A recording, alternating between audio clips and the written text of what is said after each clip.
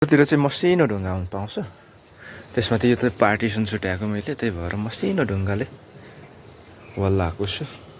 यो 6 वर्ष अगाडि बनाएको मैले, तर फिनिसिङ अहिले गरिरहेको छु। अब प्लास्टर गरिसकेपछि आज कस्तो देखिन्छ म तपाईँहरूलाई देखाउँछु। ल यस्तो छ। मैले यता चाहिँ पहिले बनाएको थिएँ यो टोइलेट चाहिँ, बाथरुम चाहिँ। अब आज फिनिस हुँदैछ। मैले प्लास्टर गरिसकेँ।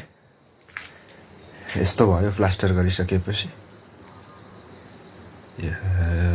यताको वाल यो बिचमा के उठाएको भन्नुहुन्छ भने यहाँ गाख्रीहरू, पानी, बाल्टीहरू राख्ने हो।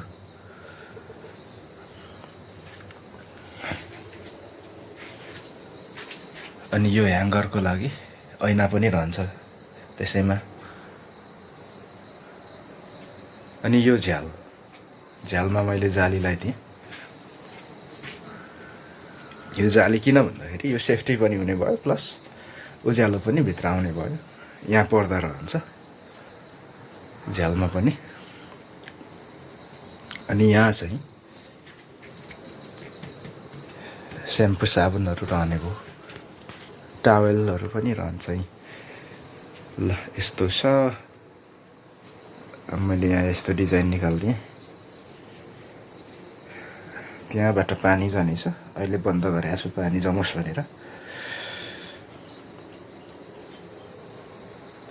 ल यस्तो भएको छ। अब कुनै दिन कलर पनि गरौँला, पर्दा झुन्ड्याउँला, ढोका लाउन बाँकी छ। त्यसपछि फेरि देखाउँला म।